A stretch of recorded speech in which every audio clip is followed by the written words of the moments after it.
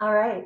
So it's my pleasure today to introduce you to one of the mentors of Anya, Dr. Kathryn Besio. Dr. Besio is a professor and department chair of the Geography and Environmental Sciences department at Hilo. She also is the Liberal Studies coordinator and a very active member in the Gender and Women's Study department, the Pacific Islands Studies track, and of course the Tropical Conservation Biology and Environmental Science program. She is an amazing researcher focusing on the cultural aspect of everything from small farms to Crazy Women in Scotland. Crazy Women in Scotland with a book. Oh, I know. Okay, well, someday we'll all bug her that she has a book in her, so hopefully it'll be published. All right, I'll hand the floor over to you.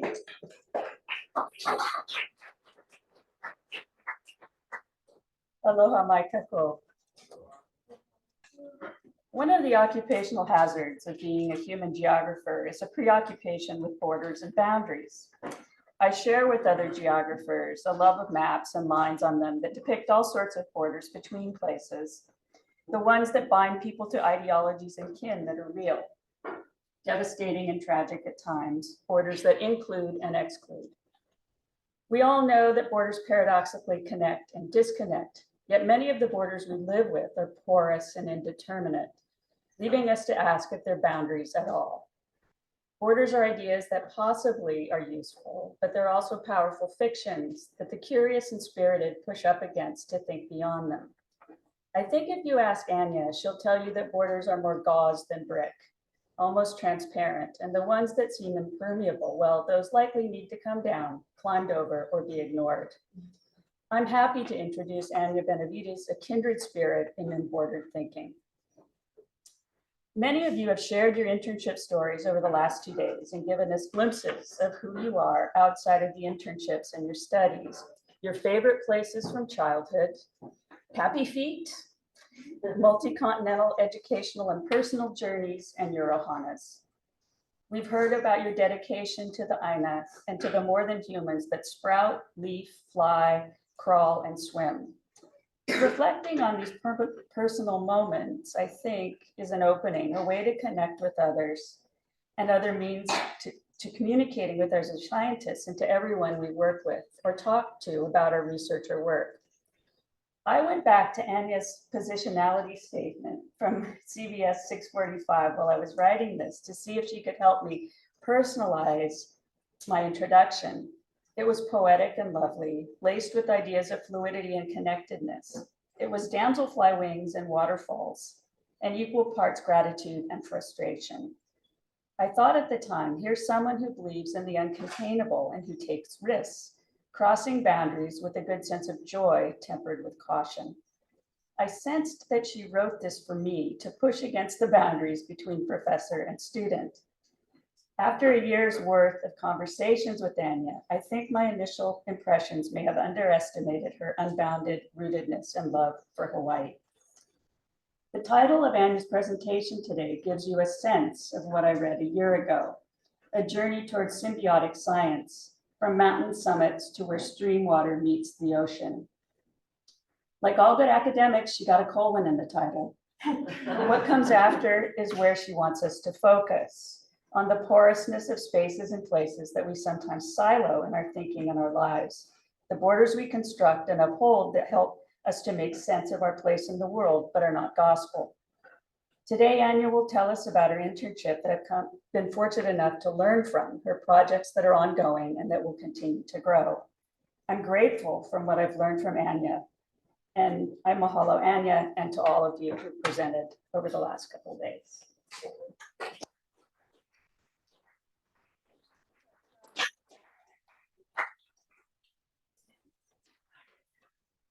Thank you all for being here. Aloha mai kako. My name is Anya Benavides, and I'm here to share a glimpse of the work that I've been doing for the past almost 2 years as an internship track student with the Tropical Conservation Biology and Environmental Science program at the University of Hawaii at Hilo.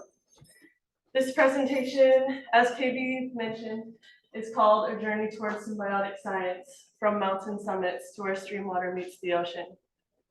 And this is a narrative, and I enjoy writing. So think of this as me reading you a series of letters.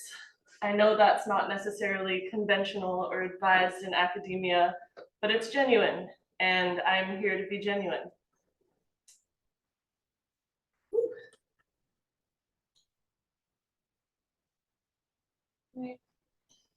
Come on.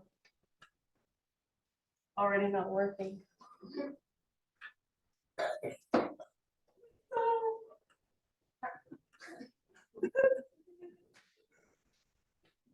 It worked before.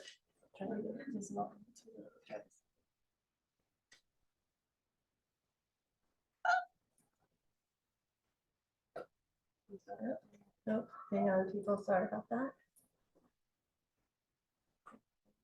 Okay, there we go. All right. Let us first begin with a child moving to a land born from magma, a land bearing water, Hawaiʻi. My ancestral origins extend from Central America to Northern Europe and more lands in between. It's important for me to honor these connections, and each of these lineages I hold also have their own relationships to the landscapes in which they're connected to. So I wanted to bring a few of my ancestors into the space with us today. I'd like to begin with my 7th grade grandmother, Homohota Love, a matriarch who was forced to walk across the Trail of Tears with her children. Her descendant, Joe Hardwick, is in this picture. I'm actually wearing his bolo tie under all of these beautiful legs. And his grandson, Jeff Gartner, my grandpa, you can raise your hand if you want, is in the audience today. Next are Cruz and Alfredo Obregon, my great-grandparents from my birth father's side. I have foggy but sweet memories of the smell of their orange tree and sweet words spoken to me in a language that I don't remember. Still, I hope you will be here with me today. Next is my great-great-grandma, Lois Williams, who always fed anyone who came to her home hungry until she was 98. Patricia Howells, her daughter, Marlene Gartner, her daughter, and her daughter, Robin Kalauli, are in the audience today. In the last picture, we have my 2 precious and exuberant siblings, Jeffrey John Kaiolopia Kalauli and Waniani Leipua Homohota Kalauli. And their dad, my dad, who's not here yet, but I'd also like to invite him into this space today. I keep trying to sorry to text. Okay, well, go find him. I gotta keep doing this. Anyways, I'd like to invite my father, Richardson Kalauli, into this space today. He's not my father by blood, but through Hanai, which to us holds equal weight. So I'd also like to invite his parents, Papa Chuchu, John Mack, into this space today, and Tutu Keola Kalauli. I hope you can be here. As many of us who have grown with this place or intimately with any place know, our origins are not only human. And there are so many ways to interpret and feel this, so many narratives across cultures and landscapes. I began to foster my connections to the natural processes around me through going to the Wailuku River most days after school, waking up to the view of Mauna Kea and watching fresh water merge into salt along the Keaukaha coastline. As someone developing practices in Malama'aina or caring for and honoring the land, I wanted to share the word akua, one that is often interpreted with or placed with religion, something divine and unprovable. It can be, and it is also the elemental forces or processes happening around us in our environments. It is Aina. It is the reason why I'm here. And for you, Kaianmo, my ohana, I can't wait to take you to the forests where I spend most of my days now. I also wanted to take a second to thank my friend Ka'ahukai for going over how to translate certain words in Aloha Hawaii, a rich, profound, and poetic language that I'm only sharing a few of the many translations and deeper contextual meanings for each word. Hi, Dad. Hi. Sorry, Anyone who knows me has probably heard that my favorite color is rainbow. I see and feel the world through spectrums. I find interest in many different fields. I'm queer. Reflected through my mother's dedication to intersectional education, as well as my burning belief that a much more equitable world is possible, I pursued my first master's degree in adult education for social change. Upon working 3 separate internships in Scotland, Malta, and Estonia, I went back home to stay on the front line of the Protect Mauna Kea movement. It feels almost unimaginable to try to share this in a few short slides, but here we go. We'll start with the Kumulipo, and I like this quote. The Kumulipo is a ko'ihonua or cosmological mele chant that is structured around scientific observation of environmental and celestial patterns. It describes the origin of the universe, beginning in the time and space of pole, darkness, and mapping the emergence of all elemental forms, animate and inanimate, from the smallest of creatures to the stars and humans and beyond. The Kumulipo ancestrally binds Kanaka Oiwi, native Hawaiians, to Aina, while describing scientific phenomenon that assist creation. And historically, Western scientific frameworks devalue indigenous knowledge systems without realizing that they're just using a different narrative. In the Kumulipo, Mauna Kea is the firstborn mountain of Wakea, the expansiveness of the sky, and Papa, earth, which births the islands. And Mauna Kea is the firstborn mountain, and Mauna Kea is their firstborn mountain. Rich in mo'olelo stories and oli chants, our Poliahu, Lilinoi, Waiau, and Pele were sisters. They are simultaneously the hydrological systems on the mountain, which all circle back to us in the lowlands. There's so much I could say about the Protect Mauna Kea movement. I wrote a thesis about it. But what I will say is that it is a movement rooted in halting the construction of a proposed 30-meter telescope on Mauna Kea. It is about continued mismanagement. It is not a movement against science. It is about indigenous autonomy over their lands. It is about protecting water. It is about ceremony, but I'll let a few quotes speak.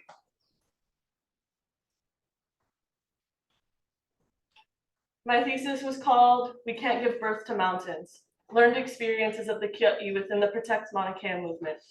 These are a few of the themes. The first is learning within Pu'uhonua o Pu'uhuluhulu.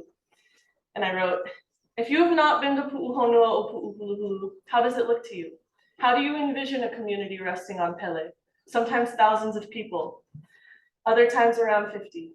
Tents on each side of a busy road, sun shining, rain pouring, wind howling, fog surrounding. The next theme is learning through the aha, or ceremony, as Auntie Kekuhi shares.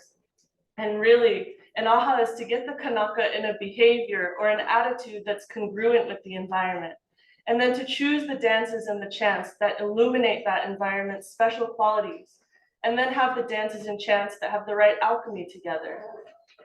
And finally, learning from Mauna a Wakea. I start by asking Dr. Pualani Kanakaole Kanahele, can you tell me what Mauna Kea means to you? And she says, at this time in my life, yeah, I can. I think it has to grow on you. All of the things that you hear about throughout your lifetime, and eventually the things that you learn about, and you study, which becomes a part of your brain, and then becomes a part of you that is deeply planted. It is a root that's deeply planted in the earth, under the ocean, and it holds on to the earth. And so as you grow up and continue to grow, and then up out of the earth's atmosphere. So to me, it's an honor to belong to this particular landscape that has done that has moved and grown itself out of the earth's atmosphere from below sea level. This time in my life was foundational, and the love that I have for this mountain and all the mountains that I have the honor to interact with are the reasons why I am who I am.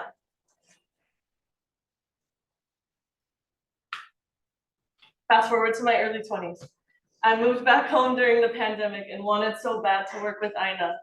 Growing up, I never felt like my brain, learning style, or expertise was compatible with many Western scientific frameworks. But I applied for TCBES anyway, and I got in. Going into the program, I began to feel equally pulled to working both Mauka in the uplands and Makai lowlands by the sea. Deciding between corals, plants, ancholine pools, something more education related felt impossible, and even having those options was a huge privilege. I think most people in my life thought I would end up working with corals, but through my friends, Mana and Ariel, and a steady curiosity about the world of forestry, and a feeling that I wanted to experience fieldwork, I heard about the Natural Area Reserve System. The Natural Area Reserve System, NARS, was created in 1970 to protect and preserve some of the most intact ecosystems that remain in Hawaii. These areas consist of 19 reserves, 9 existing on Hawaiʻi Island. Some reserves encompass almost entire Apupua'a, with habitats ranging from anchuline pools to subalpine forests. And Dr. Beamer describes Apupua'a as a culturally appropriate, ecologically aligned, and place-specific unit with access to diverse resources. But mind you, this is a very quick explanation of something so significant.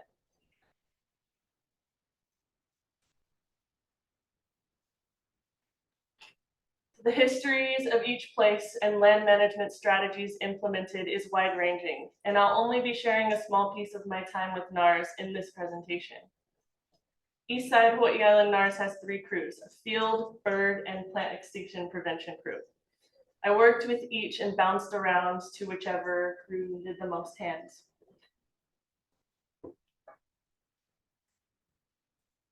I worked closely with the field crew, honorable work which sometimes gets overlooked, perhaps because it can be the most strenuous and physically demanding. But so much of what I learned from the NARS field crew prepared me for my current position.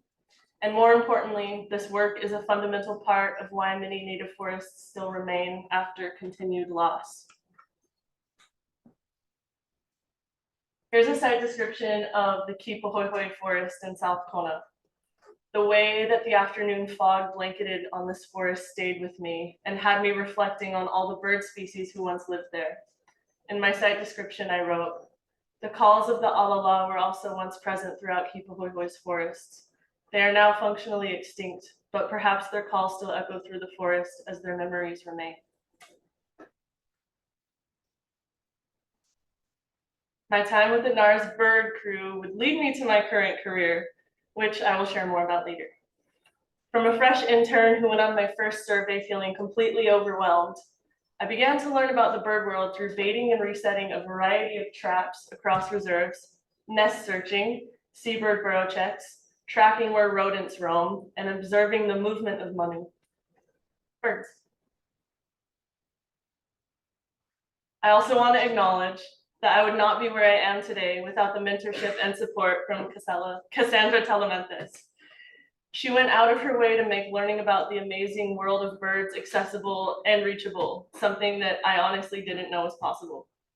Pilina is everything, and I truly am who I am because of this community and people like Cass who go out of their way to help people learn and grow. So, mahalo, Cass.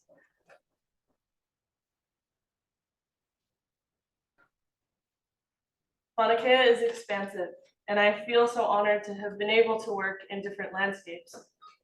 Before entering the subalpine realm, I first worked in Mauna Kea's wet forest. Here I wrote, "My first camp trip took place within the Laupahoehoe Reserve as I began to learn how to construct fences. While clipping fence for the first time, surrounded by a composition of bird songs, it felt clear that this forest is sacred. In old Hawaii, trails used for gathering and ceremony, which eventually led to Mauna Kea's summit, passed through these forests." Sometimes I also worked with the Plant Extinction Prevention Program, which pairs individual plant conservation with landscape restoration to protect some of the most vulnerable native plant species. PEP collaborates with partners throughout the island, but works very closely with NARS on Hawaiʻi Island. It only felt sincere and honest that I paired fieldwork with my love for social science.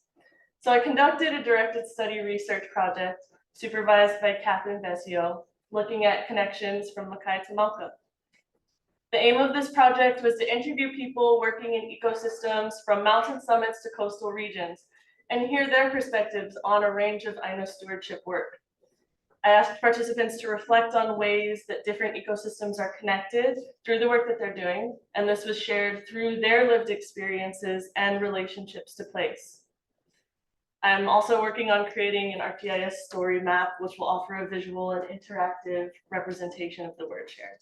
I'm sorry, Kai and Mo, I know a lot of big, boring words. It is also important for me to acknowledge my origins and my worldviews as I conduct research. And although I'm not indigenous to this landscape, My understanding of the world and research is hugely shaped by growing up here and learning from my family. My journey towards acknowledging my own Indigenous ancestry also inspires my kuleana, or responsibility rooted in accountability, to conduct research through Indigenous methodological frameworks. I also want to acknowledge that spirituality is an important component of research and something that is not inherently separated from science. I like this quote. Spirituality can be viewed as a connection to the cosmos, so that any exercise that increases connection or builds relationships is spiritual and ceremonial in nature. Recognition of spirituality allows researchers to explore the interconnections between researched experiences of the sacred and the practical aspects of research. Understanding comes through factual and oral history that connects the research to the ancestral spirits. Knowledge is also regarded as a sacred object, and seeking knowledge is a spiritual quest that may begin with prayer or ceremony. So, guided by my own connection to place, here are some examples of questions that I asked. My hope is always that the interview process can be reciprocal and reflective for participants as well. A couple are, what are your first memories of Aina? How has the work that you do influenced how you understand the world? Please share a place that is important to you. What have you learned from this place? And what would you like younger generations to know about Aina stewardship? After transcribing, highlighting, finding codes, and comparing codes for hours, I pieced together the data while wishing that I had months or years longer to sit with the data. I feel like these words touch on some of the important themes recurring in the interviews though. The bigger words are used the most throughout the interviews, and as you see, Aina is used as much as conservation. And while there were more themes present throughout the interviews, I wanted to share a few that appeared in many different forms throughout the process. These themes will be exemplified through a few quotes, so I'll just let them speak for themselves. The first theme is ancestral ties to Aina, as Ethan shares. Our kupuna have seen our islands from. They've seen a lot of vantage points. It's almost like a visual ancestral memory. Whereas I'm looking at this Aina and I'm seeing Mauna Kea pop up from the horizon. It's not the same perspective I always see because I live on Hawaiʻi Island, but seeing it from a different perspective. I just wanted to embrace Aina so much. I just want my iwi to return to this level. I want to feed it to these plants. I want to become the rocks that are beneath me.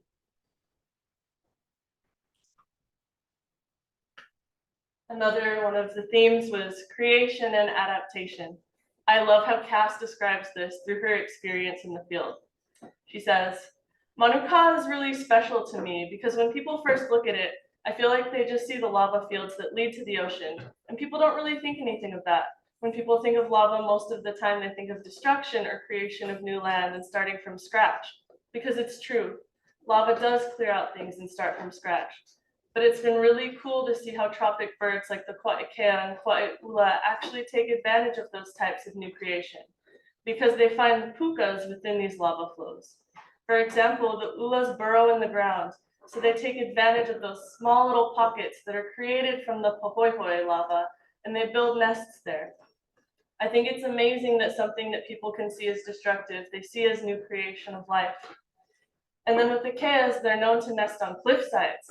So those big flows that create large indents, same thing. They take advantage of those pukas that are created naturally by the lava, and they create new life.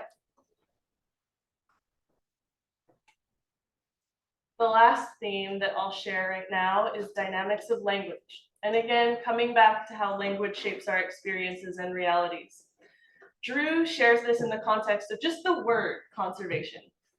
So Drew says, I think maybe one of the problematic aspects of the word conservation and the concept is that it seems like it's focusing on non-human life forms and maybe not acknowledging that human life forms, and so by extension, cultural practices, which should be a part of that picture. And Malama Aina is broader and does allow space for people, I think, because embedded in Malama Aina is the idea of reciprocity and the back and forth, nurturing and feeding. And in conservation, that's absent.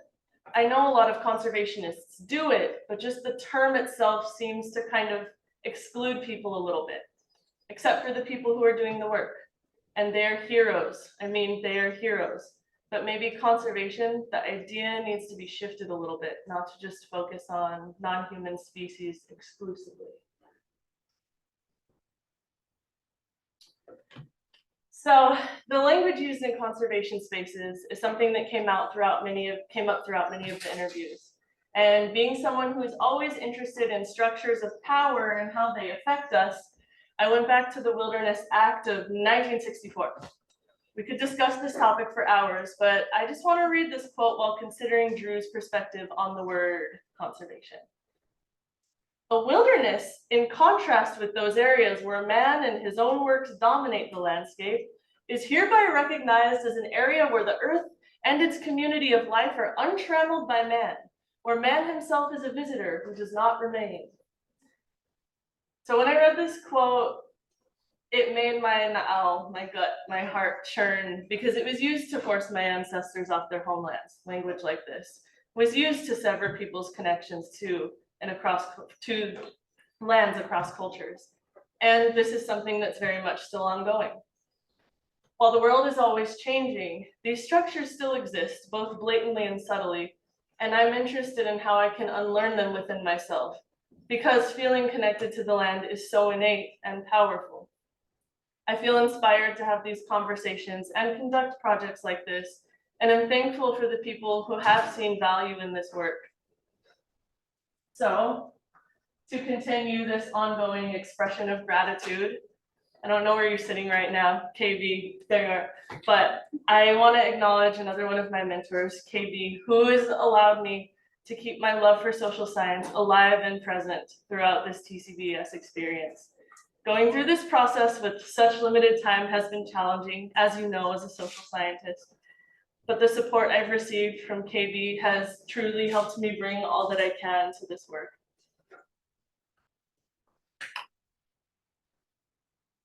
So, continuing on the topic of connections through community, some of my lovely friends and I think they're all here, conducted a mini study along Keaukaha's coastline, and I was able to mix one of my favorite hobbies, crittering, with scientific research.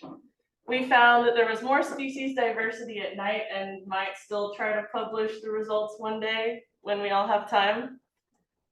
Although this period of my life has brought me closer to the mountains, moments like this remind me that my dreams of entering this field started with corals, started with the reef, and I still truly don't feel like I've chosen one or the other.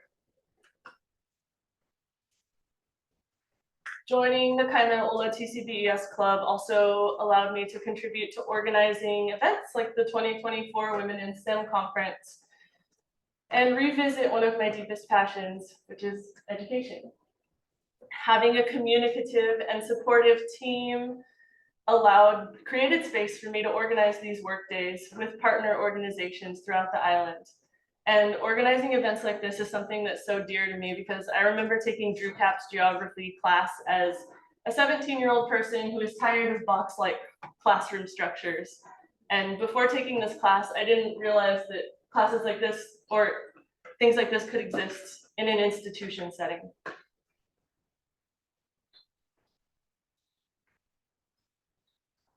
The Kalila came too early. Well, that's supposed to come later, but anyways. As I'm getting towards the end of my TCBES journey, while simultaneously experiencing the beginning of a purposeful career with a crew who I respect and already care so much about. But for a while, I've felt myself being pulled to Mauna Kea. It's something that I can't explain in words, but when I heard about the ornithological field technician position with the Mauna Kea Forest Restoration Project, it seemed like a dream I didn't know I could qualify for. But I applied, and I somehow got the job with a semester left of grad school, and I have no regrets. There you are. Just hear that faint palila. So this section alone warrants an entire presentation, so I'll do my best with the very limited time I have left. Bird extinction in Hawaiʻi is ongoing. to the point where people who have been working in the field long enough have witnessed sometimes several extinctions in real time.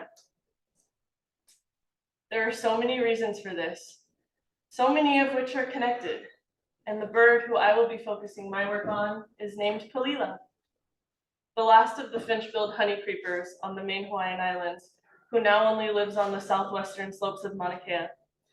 Palila used to extend to Oahu, Maui, and pre-1900s roamed forests between mountains on Hawaiʻi Island. The diet of Palila is unique, as they feed on the immature seed pods of the mamane tree. These seeds contain alkaloids, which are poisonous to any animal aside from Palila, including us, and the Basidia caterpillars, which they feed their young. Palila sing a beautiful song that literally stops me in my tracks. They can make their presence unknown if they're in the mood to, and there are no more than 300 Palila left.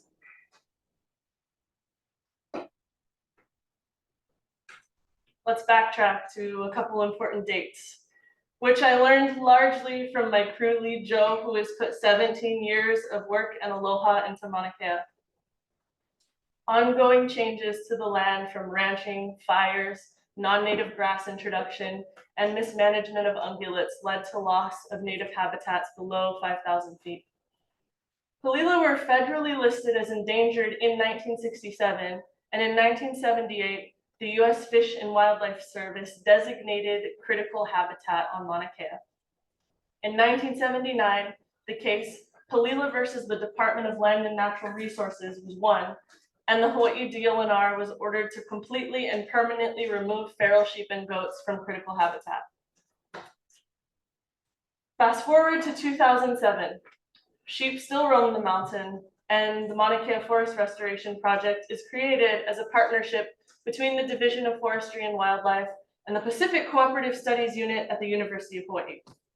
The aim of MKFRP was to restore high elevation dry forest on Mauna Kea through predator control, outplanting, weed and fence maintenance. A comprehensive report completed by the USGS between 1993 and 2003 also informed some of MKFRP's management objectives. The work that MKFRP has done is unequivocal as you drive up the mountain and see the young mamane and koa trees. Sorry, that was a lot of dates. Anyways, fast forward again to 2023, where me and Anna are hired as the ornithological field technicians for MKFRP, a new position that would focus on predator control, nest searching, and in-depth kilo or observation of Palila's current ecology. I quickly learned how many people dedicated their careers to understanding how to keep Palila here. I also learned the ingenuity that it takes to become a trapper, and luckily I have the best teacher for entering that world. We also listen to bird songs and calls to survey their distribution between and places over time. And we do other things too. But back to trapping. So this is a hard conversation and arguably one of the most controversial in the conservation realm. In my 1 year of conservation work, one cat has decimated almost entire seabird colonies. I've seen videos of forest bird chicks being taken out of their nests and killed by feral cats. Research across islands, countries, speaks for the impacts feral cats and predators have on native ecosystems, introduced predators. And I've noticed that people often seem more shocked by the fact that I trap wild cats than the fact that there are no more than 300 Palila left. And the topic of species introduction is huge. And ultimately, if I cast any blame on anything, it's on the systems that have allowed us to get to this point of so much loss. I don't see it as the animal's fault. They probably didn't ask to come here. But the unfortunate reality is that if these animals are not removed from native ecosystems, then more species will go extinct. And I've never been a person who's enjoyed killing anything. I actually have a vivid memory of crying when I caught a fish until my mom helped me remove the hook and throw it back. You remember that? And I also see a huge importance in the work that I do. And I do it because I want to see Palila active on the mountain as rain drizzles. Forests filled with song where culture lives on and growth. But that does come with choices that we have to make.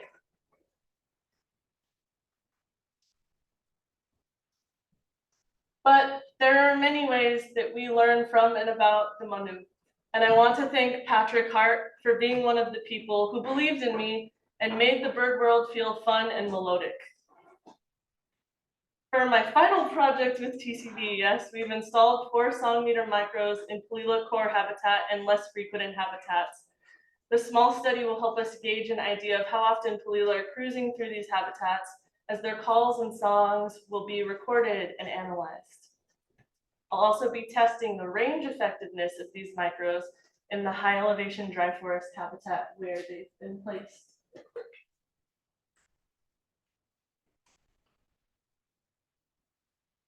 So my entire graduate experience has been based on the question, what are connections between and across landscapes, which very quickly transitioned to what's not connected, to which I still don't have an answer for. It also adapted more and more into a constant reflection of my own identity, which is in many ways tied to these landscapes. In order to kilo aina, it only feels genuine that I continue to ask myself, as someone with settler roots and my own profound relationship to aina, how do I honor my connection to this place in a way that's respectful, appropriate, and advocates for Hawaiʻi? This is something that I constantly revisit and want to revisit.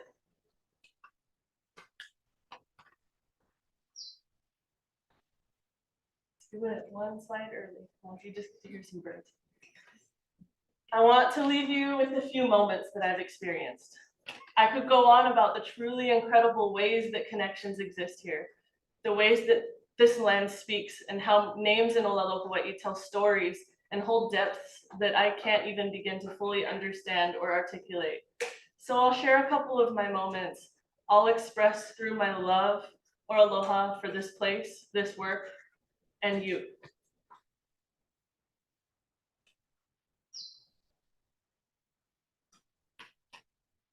For the Ka'u bird surveys, we traveled down the slopes of Mauna Loa, greeting forests of different ages.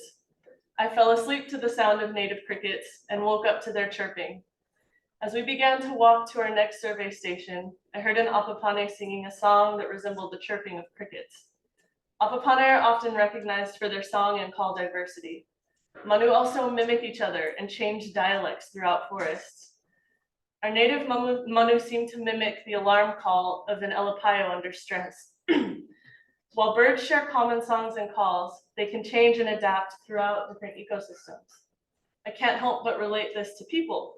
Our languages, cultures, ways of expression, ways of learning, warning and protecting each other reflect through our places and experiences, yet we still share common characteristics.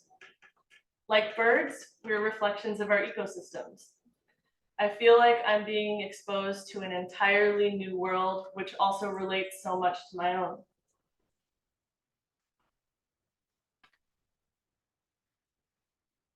On February 13th, I reached my 27th year. I started off the day by dipping into the Waikai, or the fresh and saltwater merge of Waiuli, thinking about how that fresh water had traveled down the slopes of Mauna Kea and into Keaukaha. I looked up at the Mauna, who had that pink-orange glow. And then I went into work and we had cake. And I was so grateful that my team was full of people who I wanted to spend my birthday with. We went up the Mauna for night survey work and I looked at the stars from above the tree line, remembering sleeping across from Pu'uhuluhulu in 2019. To live a life in the presence of this mountain holds multitudes.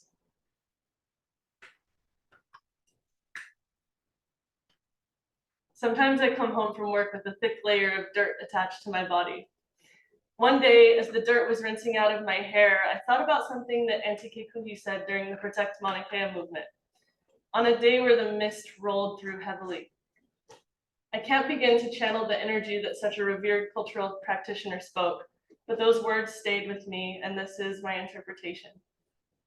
She shared how if your Eevee bone was formed on this landscape, you are inherently an extension of this landscape.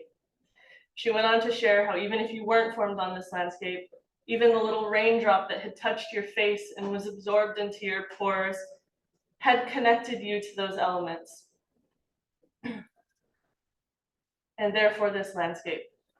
If you drink this water, sleep here, eat here, then you do have a responsibility to advocate for this place. I feel this more and more as the dirt attaches onto me.